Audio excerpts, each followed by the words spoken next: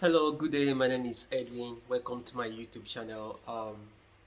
This channel is specifically meant for overseas trained pharmacists who want to come to Australia to live and work. Today, we'll be talking about a very important topic that will enable people who are interested to come here and live and work as a pharmacist, and it is how to get a job after you've passed your knowledge assessment of pharmaceutical science examination. You don't want to fold your hands, you want to jump online and start looking for jobs.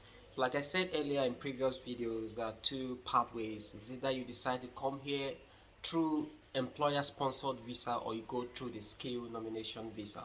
Today we'll start with employer sponsored visa. After you pass your CAPS examination, you've passed your English test, you've applied for registration with APRA, or even if you've gotten like notification of your result from APRA, all you need to do is to jump online and start looking for job. There are various websites through which you can search for intern position in Australia. You can go to seek.com, you can go to Indeed, and start looking for intern positions. There are employers out there who are looking to sponsor overseas trained pharmacists to come and live and work here in Australia as pharmacist. Yeah, so you have to go when you come here as a pharmacist. You have to go for a 1 year period of intern program.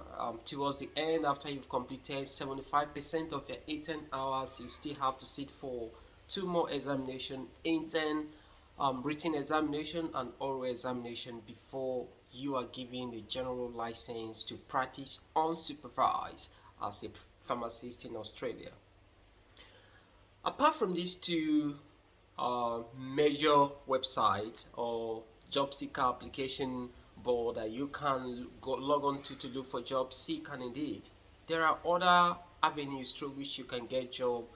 If you're looking to come through the employer sponsored visa, you don't necessarily need to wait for the employers to advertise. The thing is, some of them don't even have the time to advertise, but the thing, they also need to employ intern pharmacists. My advice is this: you can go online, try to search through the major pharmacies in Australia, try to go through their website, get the email of all the pharmacies, especially in the state where you want to go in Australia.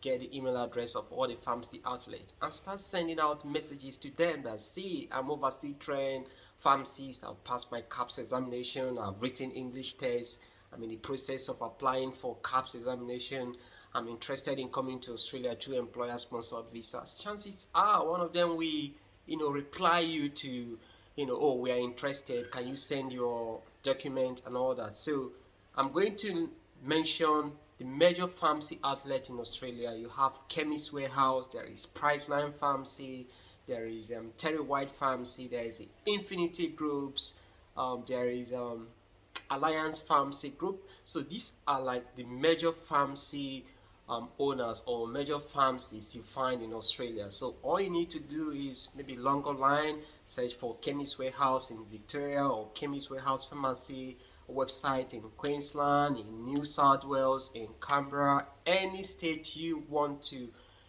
be in Australia. Go online, search for this pharmacy website, try to get the email address of these outlets and send personal messages to them, even if they are not advertising for intern position. Let them know that you are interested. Chances are that they might pick interest in you, ask you to send your document, and by the time you know it, you'll be sponsored to come here to work and live in Australia. I also need to mention this is very critical that you don't, as I said earlier, it mustn't be advertised. So you can approach the individual pharmacy owners through their website. Some of them even advertise for position in their website that you cannot find in Seek or Indeed. So approach them, let them know that you are interested. Another useful advice I want to go is, in terms of the visa you ask them that you are seeking for, let them know that you are interested in 482 visa. 482 visa is a short-term visa that allows you to stay here for 2 years, do your internship, probably get your license, and you can switch. The thing is, if you're on 482 visa, you are also eligible to apply for other skill visa like visa 190 and 491, which pharmacists are eligible for, and you are not tied down compared to a long contract visa 489 that will last for 4 or 5 years. The downside of it is you are tied down to a particular employer. You won't be able to apply for skill nomination visa like 491 and 190 as the case may be. However, if you look for 482 and the employer is not willing to give you 482 visa, the only option you have is 489, that is regional sponsored visa. Go for it.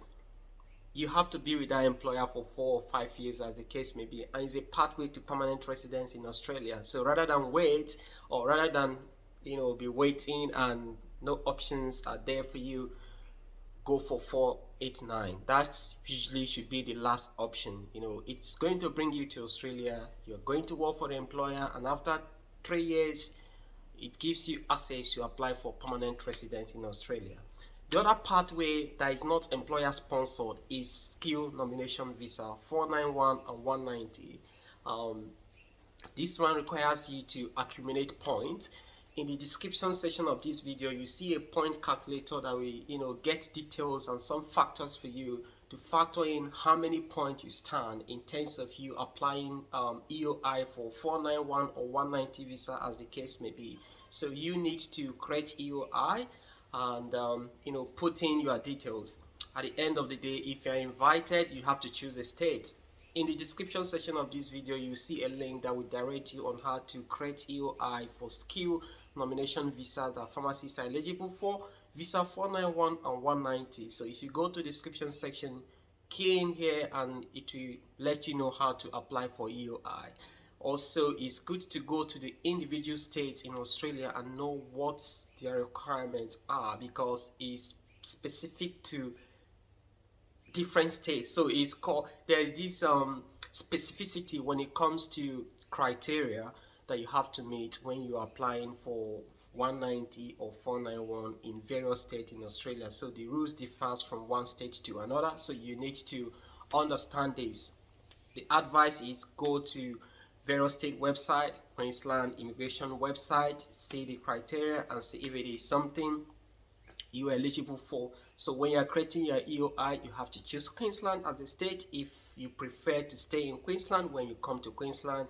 If you are looking forward to going to NSW, choose NSW as a state. Also have in mind that you have to go through the requirement expected of you to see if you're eligible to go for that particular state. The same thing for Victoria.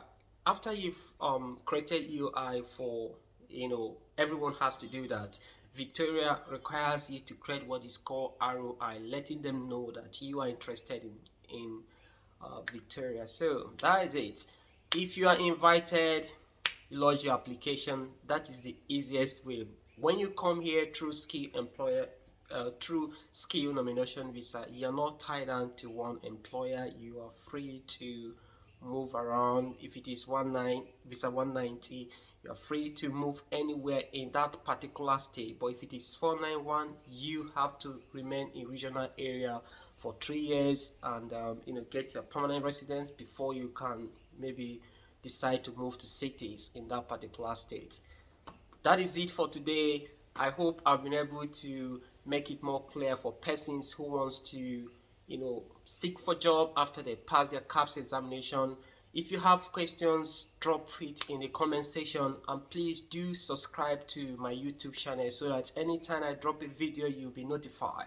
It's strictly for pharmacists, overseas trained who are interested in coming to Australia to live and work. I'll be updating you from time to time the recent happenings in immigration for pharmacists, the various states, and what you need to do to come here and live and work as a pharmacist. I'm going to see you next time. Till then, do have a nice weekend. Bye, Edwin.